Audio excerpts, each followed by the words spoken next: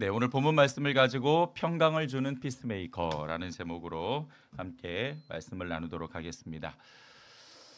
한가위 명절입니다. 더도 말고 덜도 말고 한가위만 같아라 라는 말처럼 이번 명절은 주님 안에서 행복한 시간이 되기를 다시 한번 주님의 이름으로 축복합니다. 명절을 맞이해서 우리 성도들에게 꼭 부탁드리고 싶은 게 있어요. 여러분, 절대 무장해제하지 마십시오. 무슨 뜻인가 하면 그리스도인이라는 것을 잊지 말고 그리스도인으로서의 성숙한 인격과 예수님의 모습을 보여주셔야 한다는 것입니다. 그리스도인은 예수 그리스도로 옷 입은 사람입니다. 그러니까 명절이라고 해서 이제 좀 편하게 있자, 그리스도의 옷을 확 벗어버리고 예전의 나의 옷으로 갈아입으면 무장해제가 되는 겁니다. 그러니까 여러분, 절대 무장해제하지 마시고 여러분이 가는 곳에 그리스도인으로서 여러분의 모습을 통해 예수가 드러날 수 있기를 다시 한번 주님의 이름으로 축복합니다. 명절이니까 또 여러 사람도 만나고 형제들도 만나시겠죠. 요한 1서 3장 14절을 보면 우리는 형제를 사랑함으로 사망에서 옮겨 생명으로 들어간 줄을 알거니와 사랑하지 아니하는 자는 사망에 머물러 있느니라 라고 말씀하십니다. 무슨 뜻인가 하면 형제를 사랑하는 것으로 내가 구원받은 사람이라는 것을 증명하라는 것입니다. 진짜 구원받은 그리스도인인가 아닌가는 교회 안에서 증명하는 게 아니라 교회 밖에서 내 형제를 사랑하는 것으로 증명해야 한다는 말씀입니다. 여러분, 구원받으셨습니까? 그렇다면 이번 명절에도 내 형제 친척들을 더욱 사랑할 수 있는 사람이 되기를 간절히 소망합니다. 냉랭하게 메말라가는 세상에 우리 그리스도인들이 사랑을 실천하면서 또 성숙한 인격을 보여준다면 직접적이든 간접적이든 예수님의 복음과 사랑을 증거할 수 있는 기회가 될 것입니다. 자, 그런데 한 가지 좀 더 깊게 묵상하고 싶은 게 있어요. 왜 하나님은 형제 사랑하는 것으로 구원받은 사람이라는 것을 증명하라고 말씀하셨을까? 고린도후서 5장 18절을 보면 모든 것이 하나님께로 났나니 저가 그리스도로 말미암아 우리를 자기와 화목하게 하시고 또 우리에게 화목하게 하는 직책을 주셨으니 라고 말씀하십니다. 예수님은 죄로 인해 깨어진 나와 하나님과의 관계를 화목하게 하셨어요. 그리고 나에게도 화목하게 하는 직책을 물려주셨습니다. 직책은 사명이라는 뜻이에요. 나에게, 우리에게 화목하게 만드는 사명을 주셨다는 겁니다. 네, 그거를 피스메이커라고 불러요. 기독교는요, 화목하게 하는 종교지 화목을 파괴하는 종교가 아닙니다. 자, 여러분, 이단들을 보세요. 그들은 가정을 파괴하고 삶을 파괴하고 영을 파괴하죠. 그래서 전쟁터로 만듭니다. 제가 예전에 딸이 신천지에 빠진 부모님을 상담했던 적이 있었어요. 아버지가 직장을 그만두고 그 딸을 구출하고 살려내려고 얼마나 애를 쓰는지 몰라요. 너무 마음이 아프더라고요. 그런데 그 딸이요, 아무리 설득해도 듣지를 않아요. 부모가 죽어버리겠다라고 윽박을 질러도 꿈쩍을 하지 않습니다. 몰래 집을 나가면 연락도 안 되고 들어오지도 않아요. 신천지 찾아가서 딸 내놓으라고 해도 이 딸이요, 부모를 괴물 바라보듯 합니다. 그러니 부모 입장에서 지옥과 같지 않겠습니까? 하나님에게서 나오지 않는 것들은 이렇게 모두가 파괴하는 것입니다. 그러나 기독교는 파괴된 걸 다시 회복하고 끊어진 걸 연결하며 깨진 걸 붙이는 종교입니다. 예수님이 그렇게 하셨으니까요. 그러므로 예수님을 따르는 우리도 어디서나 화목을 만들어내는 피스메이커가 되어야 할 줄 믿습니다. 여러 사람이 같이 있다 보면 아무래도 이래저래 불편하고 짜증나는 일도 많이 생기겠죠. 그럴 때 내가 나서서 중재하고 평화를 만들어낸다면 예수님이 주신 화목하게 하는 이 사명, 피스메이커가 되라는 이 사명을 우리가 실천하게 되는 것입니다. 피스메이커가 되는 것, 그리스도인의 사명이라는 것을 여러분 꼭 기억하시고 여러분이 가는 곳곳마다 평화가 만들어지기를 주님의 이름으로 다시 한번 축복합니다. 자, 여러분 오늘 설교 제목이 뭡니까? 주보 보지 마시고 네, 또 눈치 빠르신 분은 슬쩍 보고 딱 말씀을 하시네요. 잘하셨습니다. 오늘 설교 제목은 평강을 주는 피스메이커입니다. 그냥 피스메이커가 아니라 평강을 주는 피스메이커가 되어야 하죠. 예수님은 어디서든 평강을 주는 분이셨어요. 병으로 고통받는 사람을 치료하셔서 그에게 평강을 찾아주셨고요. 가난한 사람에게 하나님 나라의 소망을 주셔서 평강을 찾게 하셨고, 소외된 사람을 위로하시면서 그에게 평강을 찾게 하셨습니다. 오늘 본문을 보면 두려움에 떨고 있는 제자들을 찾아오셔서 평강을 찾게 하시는 모습을 볼 수 있습니다. 자, 오늘 본문의 내용은 이렇습니다. 예수님께서 십자가에서 돌아가신 후에 3일째 되는 날이었어요. 이날은 예수님이 부활하신 날이었죠. 하지만 예수님의 부활을 모르고 있던 이 제자들은 유대인들에게 잡혀 죽을지도 모른다라는 그 불안감 때문에 문을 굳게 닫고 숨어 있었습니다. 바로 그때 예수님이 그 굳게 닫힌 문을 열고 제자들에게 찾아오셨어요. 그리고 이렇게 말씀하십니다. 너희에게 평강이 있을지어다. 자, 오늘 말씀을 현대인의 성경은 이렇게 해석합니다. 너희에게 평강이 있을지어다 라는 이 말을 현대인의 성경은 다들 잘 있었어? 이렇게 해석을 해요. 굉장히 단순한 인사죠. 이 인사를 히브리어로 바꾸면 샬롬이 되는 것입니다. 그러니까 예수님은 제자들에게 굉장히 평범하게 인사를 건넸지만 제자들이 느끼는 그 인사는 완전히 달랐습니다. 생각해 보세요. 언제 유대인들에게 잡혀 죽을지 모르는 불안한 상황에서 예수님이 찾아오셨잖아요. 그리고 다들 잘 있었어? 라는 그 인사는 이 제자들에게 정말 든든하고 안전감을 느끼게 했습니다.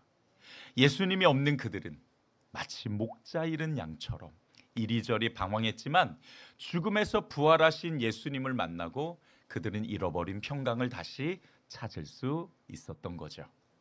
예수님을 만났으니 이제 더 이상 두려워할 필요도 없고 불안해할 필요도 없었습니다. 예수님의 평강은 제자들의 뒤틀린 상황을 제자리로 하고 깨어진 상황을 다시 회복시키는 그 평강을 만드셨던 거예요. 그분이 건넨 인사로 제자들은 모두가 평화의 자리로 돌아갈 수 있었던 거죠. 그렇습니다. 여러분, 예수님이 함께 하시잖아요. 그러면 불행이 행복으로 바뀌고 두려움이 용기로 바뀌고 무서움이 담대함으로 바뀔 수 있는 줄 믿으시기 바랍니다. 예수님께서 제자들에게 평강을 주신 것처럼 우리도 주위에 있는 사람들에게 평강을 주는 피스메이커가 됐으면 좋겠어요. 오늘 본문 21절을 보죠. 예수께서 또 가라사대 너희에게 평강이 있을지어다. 아버지께서 나를 보내신 것 같이 나도 너희를 보내노라. 21절에 나오는 평강은 19절에 나오는 평강이랑 사실 똑같은 뜻인데 그런데 해석이 달라요. 앞부분은 그냥 단순한 인사였다면 21절에 나오는 평강은 하나님의 능력이 담긴 평강이었습니다. 그러니까 예수님께서 제자들에게 평강을 주시고 이제 너희도 세상으로 나가라고 말씀하신 거죠. 마찬가지로 예수님은 우리를 세상에 보내셨습니다. 세상에 평강을 전하는 피스메이커가 되라고 우리를 보내신 거예요. 여러분의 가정에, 직장에, 그리고 친구들에게, 이번 명절에 만나는 친척들과 지인들에게 평강을 주는 피스메이커가 되라고 여러분을 파송하신 겁니다. 친척들이 여러분의 평강을 건네받고 야, 예수 믿는 사람은 정말 뭔가 다르구나 이렇게 인정할 수 있도록, 그렇게 우리를 보고 예수님이 영광 받으실 수 있도록 여러분, 피스메이커의 제자의 삶을 실천하는 저와 여러분이 되기를 주님의 이름으로 축복합니다. 자, 그렇다면 우리가 전해야 될 예수님의 평강은 과연 어떤 것일까요? 평강을 전하라고, 건네주라고 우리를 보내셨는데 내가 이 평강을 어떻게 건네줄 수 있을까? 예수님이 우리에게 주신 이 평강, 이 단어를 헬라어로 에이레네라고 합니다. 혹시 들어보신 적 있으십니까? 이 에이레네라는 단어는 사실 굉장히 해석이 포괄적이에요. 그래서 참 다양한 곳에 사용되더라고요. 너무 광범위해서 이 단어를 하나씩 설명하기는 좀 어렵지만 여러분이 이 에이레네를 이런 이미지로 그려 보셨으면 좋겠어요. 평강은 완전한 평화의 상태를 말합니다. 자, 그래서 이 평강이라는 단어는 전쟁의 반대어예요. 여러분, 전쟁이 끝난 곳에 뭐가 있나요? 폐허가 있습니까? 뭐 이렇게 해서 이미지를 그리시면 안 되고, 전쟁이 끝나면 번영이 오죠. 그리고 전쟁이 끝났으니 사람들 안에는 내적 안정감이 있습니다. 그리고 더 이상 전쟁이 없으니까 이제 건강해질 거고, 그리고 행복을 찾을 수 있겠죠. 그래서 이 평강이라는 단어는 번영, 내적 안정감, 건강, 행복 이런 뜻을 가지고 있어요. 그래서 이 단어는 세상에서 가장 최고의 안정된 상태, 우리가 사는 세상으로 말하면 여러분 황금 시대라고 들어보셨습니까? 가장 나라가 번영하고 국민들이 행복한 그 시대를 황금 시대라고 부르는데, 그 평화의 상태를 나타내는 단어가 바로 이 평강이라는 단어입니다. 모든 게 다 완전한 상태, 그게 바로 예수님이 주신 평강입니다. 그래서 성경은 이 예수님이 주신 평강에 대해서 몇 가지 매우 독특한 특징을 이야기하고 있어요. 요한복음 14장 27절에 보면 이렇게 말씀하십니다. 우리 같이 한번 읽어볼까요? 시작. 곧 나의 평안을 너희에게 주노라. 내가 너희에게 주는 것은 세상이 주는 것과 같이 아니하니라. 너희는 마음에 근심하지도 말고 두려워하지도 말아라. 아멘. 첫 번째는 예수님이 주신 평강은 세상이 줄 수 없다는 겁니다. 그러니까 이건 하나님 나라에만 존재하는 거라 예수님만 줄 수 있는 거예요. 두 번째 특징은 예수님이 주신 평강은 우리에게 남아있다는 겁니다. 요한복음 14장 27절, 지금 우리가 방금 읽은 이 구절을 제가 세 번역으로 한번 읽어보겠습니다. 나는 평화를 너희에게 남겨준다. 어떻게 준다고요? 남겨준다고요. 나는 내 평화를 너희에게 준다. 내가 너희에게 주는 평화는 세상이 주는 것과 같지 않다 라고 말씀하세요. 그러니까 예수님이 우리에게 주시는 평강은 일회성이 아니라 영원토록 우리에게 남겨주신 겁니다. 그러니까 예수님께서 제자들을 찾아오셔서 예수님의 평강을 그들에게 남겨주고 가신 거예요. 마찬가지로 예수님을 믿는 우리에게도 예수님의 평강이 내재되어 있다는 사실입니다. 별로 표정이 안 믿어지는 표정입니다. 그런 게 있어요? 왜냐하면 지금 우리는 온통 복잡하고 전쟁터 같은 인생을 살고 있잖아요. 문제가 너무 많아요. 평화를, 그 내적 안정감을 느낀 게 언제적인지 기억도 안 날 수도 있습니다. 불안하고 근심할 수밖에 없는데 평강이 있다고요? 내 안에요? 그러니 사실은 안 믿어질 수밖에 없죠. 그런 생각이 드는 게 어쩜 당연할지도 모르겠습니다. 예수님은 우리에게 평강을 남겨주셨다라는데 도대체 이 평강은 어디에 숨겨져 있는 걸까요?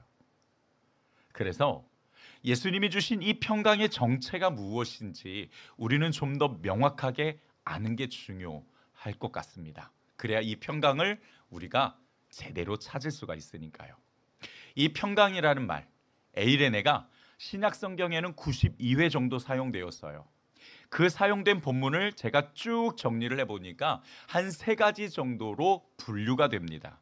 첫 번째로는 성령 안에서 누리는 안식을 이야기합니다. 두 번째는 하나님과의 관계에서 오는 친밀함을 이야기해요. 세 번째는 그리스도의 복음에서 오는 구원을 말합니다. 안식, 친밀감, 구원, 이것이 예수님이 우리에게 주신 평강의 본질이더라고요. 완벽한 평화는 안식과 하나님과의 관계에서 오는 친밀감과 복음에서 누릴 수 있다는 겁니다. 그런데 여전히 좀 어렵게 느껴지시죠? 그래서 이 안식과 친밀함과 구원을 좀 더 쉽게 어떻게 하면 풀이할 수 있을까 기도하면서 곰곰이 생각하는데 성령이 이런 감동을 주세요.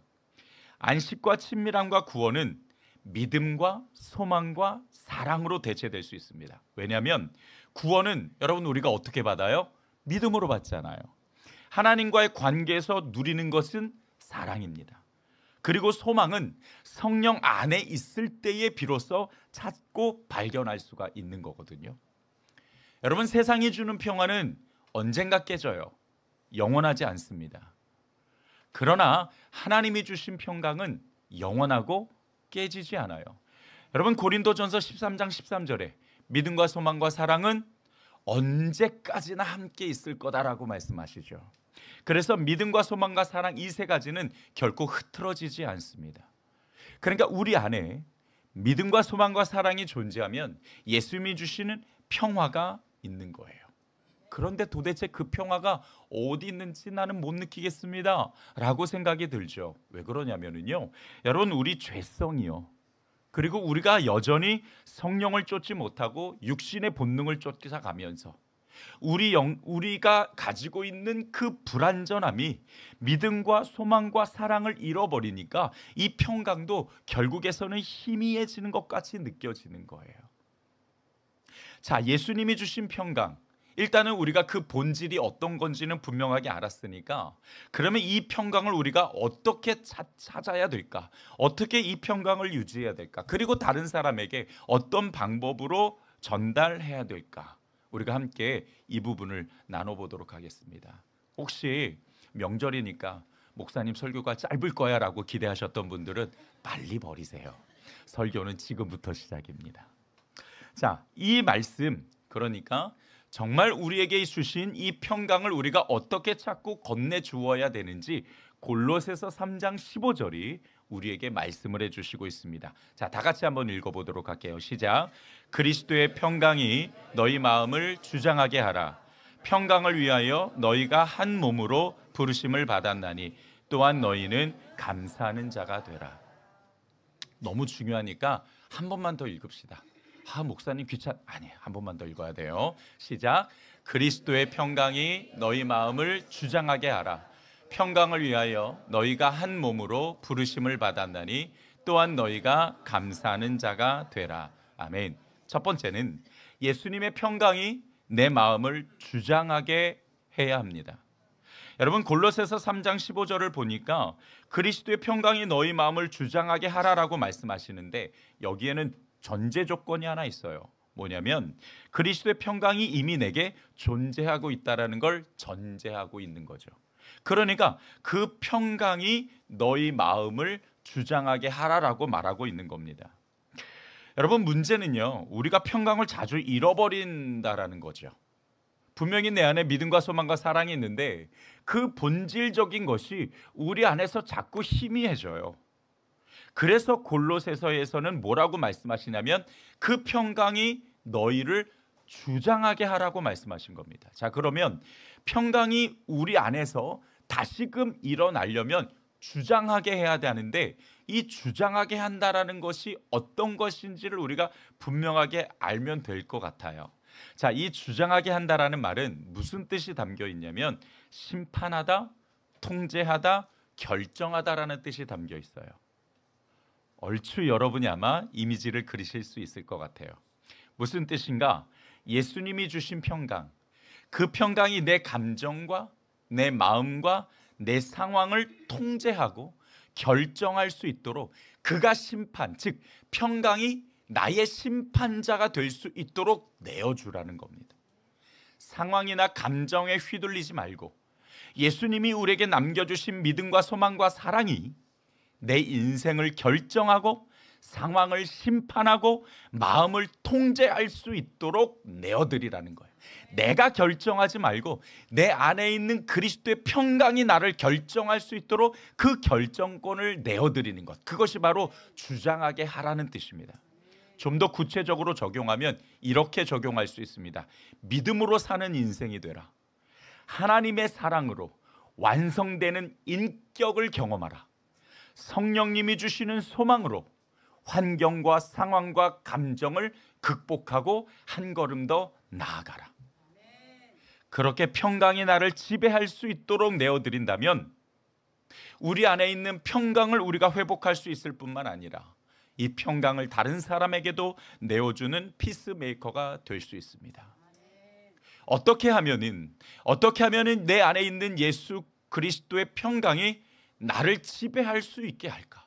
여러분이 어려운 상황이 닥쳤다면, 여러분에게 흔들리는 감정이 있다면, 여러분들의 인생의 중심이 되는 그 마음을 누군가 자꾸 무너뜨리고 힘들게 만든다면, 그때 여러분은 선언하셔야 됩니다. 내 안에 있는 그리스도의 평강이 나의 감정과 나의 마음과 이 상황을 결정하고 선포할 것이다 라고 여러분들이 선언하시고, 여러분들의 결정하지 마시고, 여러분들의 감정조차 여러분이 결정하지 마시고 그리스도의 평강에 그냥 내어드리세요. 예수님, 당신이 내게 주신 이 평강을 이제 내 마음을 주장할 수 있도록, 이 평강이 내 상황을 결정할 수 있도록, 나의 감정을 충분하게 다스릴 수 있도록 내가 내어드리겠습니다. 예수님, 당신의 평강으로 나를 만져주시옵소서. 그렇게 기도하고 선택권을 내어드리는 선포를 자꾸 실천하셔야 해요. 그리고 여러분들이 여러분들의 것을 결정하지 않도록 그 모든 영역을 하나님 아버지께, 예수 그리스도께 맡겨드리는 것입니다. 두 번째, 우리는 평강을 위해 부르심을 받았습니다. 골로새서 3장 15절을 보면 그리스도의 평강이 너희 마음을 주장하게 하라. 평강을 위하여 너희가 한 몸으로 부르심을 받았나니 라고 말씀하세요. 그리스도인은 평강을 위해 부르심을 받았어요. 평강을 위해 부르심을 받았다. 위해라는 이 단어가 무슨 뜻이냐면 구현하는 자가 되라 라는 뜻입니다. 다시 말해, 평강을 너만 가지고 있지 말고 이것을 전달하는 사람이 되라는 거예요. 여러분, 이번 명절은 나 때문에 불행한 명절이 아니라 나 때문에 믿음과 소망과 사랑이 드러나는 행복한 명절이 되기를 다시 한번 주님의 이름으로 축복합니다. 우리 주에 계신 분들에게 그렇게 고백해 주시고 격려해 주셨으면 좋겠습니다. 서서히 눈이 감기시는 거 보니까 지금 정도면 이제 서로 격려를 할 때가 됐습니다. 당신 때문에 행복한 명절이 될 것입니다. 함께 격려해 주실까요?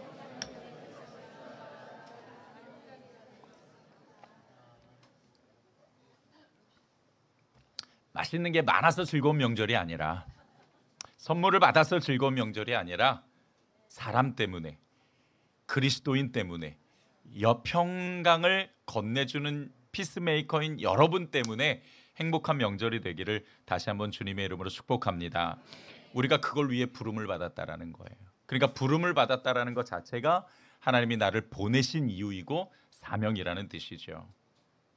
여러분 꼭 기억하셔서 평강의 피스메이커가 되기를, 오늘 참 고민을 많이 하네요. 도전을 많이 하네요. 평강의 피스메이커가 되기를 다시 한번 주님의 이름으로 권면합니다. 마지막 세 번째로, 감사하는 자가 되십시오. 사람들에게 평강을 전하려면 어떻게 해야 될까요? 결국 그 평강의 전달은 우리의 행동과 우리의 말로 전달이 될 것입니다. 우리의 말, 어떤 말이 되어야 되냐? 감사하는 말이 되어야 한다는 거예요. 그런데 여기서 감사는요, 상황이나 조건에 의한 감사가 아닙니다. 다시 말해, 내가 원하는 걸 소유하고 내가 원하는 대로 되었기 때문에 감사하는 것이 아니라 그것과는 아무런 상관없이 하나님 때문에 감사하라는 거예요. 내 안에는 세상이 줄 수 없는 평강이 있잖아요. 그 평강으로 고난과 어려움을 극복할 수 있습니다. 여러분, 세상 사람들이 다 힘들고 어렵다고 불평해도 또 절망해도 우리는 소망이 있음을 감사하고 사랑으로 완성될 수 있음을 감사하며 믿음으로 극복하고 살아갈 수 있음을 감사할 수 있기를 다시 한번 주님의 이름으로 축복합니다. 우리는 세상에 줄 수 없는 평강을 가진 사람들 아닙니까? 그러니까 그거를 감사로 표현하라는 거예요. 여러분, 이번 명절은 여러분 안에 있는 믿음과 소망과 사랑을 감사로 고백하며 은혜가 가득한 명절이 되기를 주님의 이름으로 축복합니다. 말씀을 정리하겠습니다. 예수님께서 제자들에게 평강을 남겨주시고 우리를 세상에 보내주셨습니다. 우리도 평강을 이제 사람들에게 건네주어야 하는 피스메이커로서의 사명을 우리가 가졌어요. 이번 명절도 그리스도인으로 하나님께서 여러분을 여러분의 가정과 여러분들의 친척과 지인들에게 보내셨다라는 것을 꼭 기억하시고 여러분 안에 있는 그 귀한 평강을 나눠주고 그리고 여러분들의 입술로 감사하는 자가 되십시오. 그렇게 주님 안에서 행복한 명절이 되기를 다시 한번 축복합니다. 기도하겠습니다. 주님, 오늘 말씀을 통해서 예수님께서 우리에게 평강을 나눠주시고 그 평강을 건네주라 말씀하셨습니다. 평강을 주는 피스메이커가 될 수 있도록 성령께서 은혜 베풀어 주시고 우리 성도들이 무장해제하지 아니하며 그리스도로 옷 입었으니 이제 우리가 가는 곳곳마다 그리스도의 평강이 넘칠 수 있도록 성령께서 역사하여 주시옵소서. 예수님의 이름으로 기도드렸습니다. 아멘.